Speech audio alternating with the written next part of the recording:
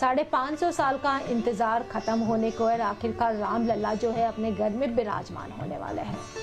इस वक्त हमारे साथ आशीष सोमपुरा जी है, जिन्होंने जो है ये राम मंदिर का पूरा मॉडल तैयार किया है। उनके पिताजी ने इसके पहले एक राम मंदिर का मॉडल दिया था, लेकिन सुप्रीम कोर्ट का फैसला आने के बाद और लोगों का उत्साह देखने के बाद जो है इसमें थोड़ी बहुत चेंजेस किए गए हैं। आइए हम बात करते हैं आशीष जी से, किस तरह का चेंजेस पहले के मंदिर में और अभी के मंदिर में किया गया है? पहले के डिज़ाइन में और इसके डिज़ाइन में जैसे बताया गया कि मंडपों की संख्या बढ़ेगी, जो ग्राउंड फ्लोर एरिया है वो बढ़ाया गया। ओरिजिनल डिज़ाइन को वही उसी तर्ज पर उसी जगह पे रखा गया है, क्योंकि बीएचपी ने उस टाइम पे काफ़ी कुछ काम करवाया था पत्थरों का, और जो एक एक रुपया जो लोगों से लिया था तो वो भी वेस्ट नहीं जाना चाहिए।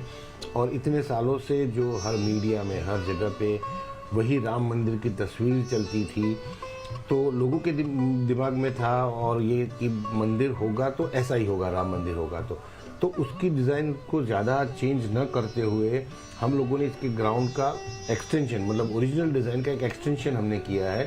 पहली जो डिज़ाइन में था वो गर्भगृह, घुड़ मंडप और रंग मंडप ही था और सीधा सिंह द्वार आ जाता था। उसकी जगह अभी एक और मंडप आगे बढ़ाया गया और नॉर्थ और साउथ में एक एक मंडप और बढ़ाए गए, नृत्य मंडप और कीर्तन मंडप और प्रार्थना मंडप, कि जिससे ये 5 मंडपों का एक समूह हो गया पूरा, और उसके बाद में गर्भगृह आएगा। तो इसका फ्लोर एरिया बढ़ाने के साथ साथ ये भी था कि इसकी भव्यता के लिए एक सर्टेन हाइट फिक्स की गई कि 161 फीट इसकी हाइट होनी चाहिए टोटल।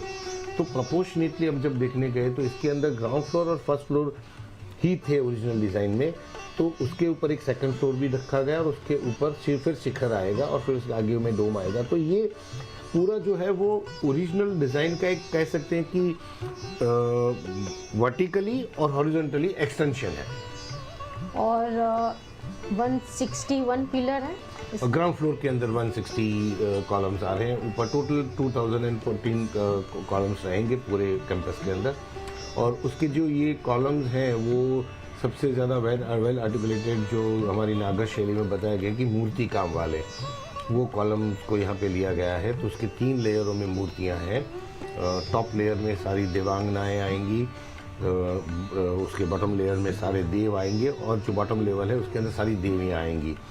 और सनातन के सारे देवी देवताओं की वहाँ पे मूर्तियाँ बना दिया गया। अगर आप देखेंगे तो वहाँ पे आपको गणपति जी भी मिलेंगे, शिव जी भी मिलेंगे, सूर्य भी मिलेंगे, नवग्रह भी मिलेंगे। तो ये एक सनातन का एक केंद्र बनाया जाए कि सारे भगवानों को मिलाते हुए, आप दशावतार भी देखेंगे गौर मंडप में, तो सारे भगवानों का एक यहाँ पे समूह रखा गया कि सनातन का एक केंद्र बने, कि लोग आके जब देखे तो उनको भी नॉलेज मिले कि हमारे देवी देवता क्या है, कैसे है। और वो भी हर मंडप के नाम और उसके काम के हिसाब से इसके अंदर मूर्तियों बनाई गई है। क्योंकि अगर नृत्य मंडप देखेंगे तो आपको वहाँ पे डांसिंग गणेशा भी मिलेंगे और मृदंग बजाते हुए हनुमान जी भी मिलेंगे। तो इस तरह से पूरा कंसेप्चुलाइज करके इसकी आइकोनोग्राफी का प्लानिंग किया गया है। और जैसे ही मंदिर में हम एंटर होंगे, कहीं से भी राम लल्ला की मूर्ति दिखाई देगी। आप जैसे ही सिंह द्वार से एंटर करेंगे आपको सामने ही राम लल्ला की मूर्ति, क्योंकि मूर्ति के प्राविधान में हमारे शास्त्र में कहा गया कि हर एक भगवान की मूर्ति को एक पर्टिकुलर पार्ट के ऊपर पार्ट में से ही उसकी दृष्टि निकलनी चाहिए। तो उस दृष्टि के हिसाब से वही साइंस पहले से हमको दिखाता है कि जब एंटर होते हैं तो वो आप भगवान को की दृष्टि को आप देख सकते हैं उसी जगह से। तो उसी जगह से वो प्लेसमेंट किया गया है जो पुराने शास्त्रों में दिया गया है। और इसका भी राम लल्ला की जो बड़ी मूर्ति बन रही है उसका भी प्रारूप वही है और उसी हिसाब से इसका होगा। और जैसे कि ये भी कहा जाता है कि रामनवमी के दिन जो है सूर्य की किरणें राम लल्ला जी के ऊपर होंगी। जी है, वो हमारे लिए बहुत बड़ा चैलेंज था, क्योंकि जैसे आप अगर दर्शकों को बता रहा हूँ तो हमारा जो कैलेंडर है वो ल्यूनार कैलेंडर के हिसाब से चलता है, और सन की जो पोजीशन है वो सोलर की इक्लिप्स के हिसाब से बदलती है। तो हर साल रामनवमी की डेट बदलती है, वो 19 साल तक बदली जाती है। तो और 19 साल के बाद ही उसका चक्कर कंप्लीट होता है। तो हर बार सोलर पोजीशन अलग है, तो उसके लिए ऊपर से सन रेज को लाना, 3 स्टोरी का ये एक टेम्पल है, तो कैसे लाना, उसकी जो है क्या बोल सकते हैं उसको, तेज भी कम नहीं हो, क्योंकि अगर ट्रैवल करेगा इतना कैसे करेगा, तो वो किस हिसाब से उसका परफेक्ट सूर्य तिलक रामनवमी के दिन 12:39 को ही भगवान के ललाट पे गिरे, तो उसके लिए काफ़ी चीज़ें CSIR गवर्नमेंट की बॉडी है, वो CBRI रूल की, बेंगलोर के कुछ एस्ट्रोलॉजी के साइंटिस्ट थे, सब ने मिलकर एक डिज़ाइन और तैयार किया, उसको इस मंदिर के अंदर इम्प्लीमेंट किया गया कि जिससे हर साल भगवान की रामनवमी के दिन ही आप ललाट के ऊपर तिलक देख पाएंगे।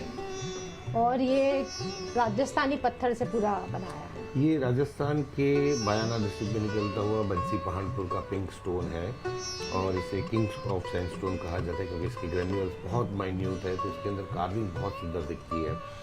और इसका एक स्ट्रक्चरली सबसे बड़ा फ़ायदा ये है कि जैसे ये स्टोन में जैसे जैसे इसका एजिंग होता जाता है, इसकी स्ट्रेंथ बढ़ती है। तो ये हज़ारों साल तक हमारे मंदिर बनते हैं, इसमें हम लोग लोहा बिल्कुल यूज़ नहीं करते हैं क्योंकि RCC स्टील की लाइफ जो होती है वो 80 साल से 100 साल से ज़्यादा नहीं। तो ये नेचुरल मटेरियल से पूरे स्टोन से बनाते हैं। यहाँ पे अगर ज़रूरत पड़ती है वहाँ पे हम कॉपर या ब्रास ही यूज़ करते हैं। तो ये एक मंदिर उस तरह से डिज़ाइन किया गया कि हज़ारों साल तक इसको कुछ नहीं होगा और ये पत्थर का भी यही कैरेक्टरिस्टिक है कि जैसे हज़ारों साल तक ये टिका रहेगा।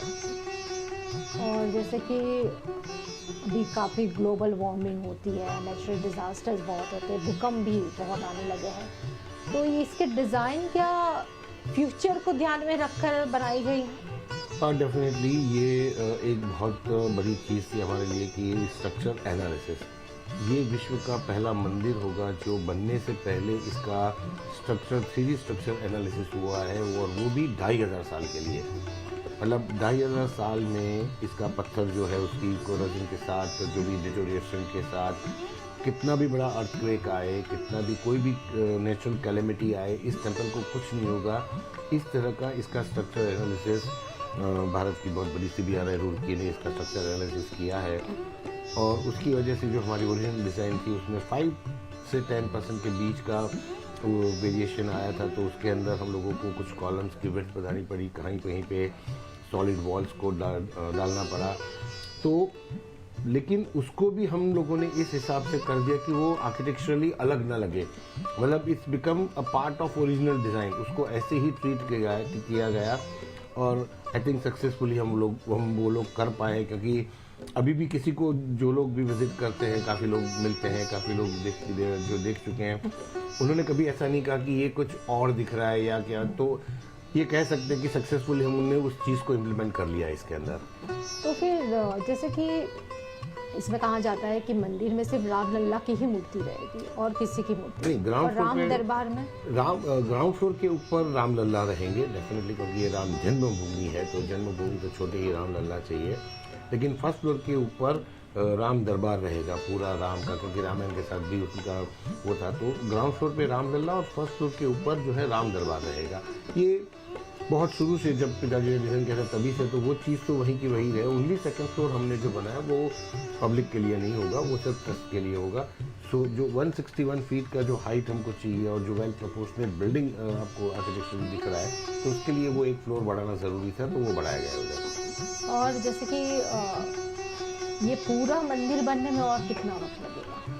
पूरा कंप्लीट होने में ये और प्लस कॉरिडोर दोनों होने में ऑलमोस्ट अभी भी शायद 1 से 1.5 साल और लग जाए इसमें। और फेज़ 2 का काम कब तक? फेज़ 2 का काम तो साथ अभी जैसे ये ओपनिंग के बाद चालू कर रहे हैं हम लोग, लेकिन फिर भी कम से कम 3 से 4 साल तो और लगेंगे, क्योंकि अभी तो उनका प्लानिंग भी होना है, कैसे करना है, क्या करना है, तो उसके लिए टाइम लगेगा। फिर कंस्ट्रक्शन भी होना उसका, तो उतना तो टाइम लग ही जाएगा।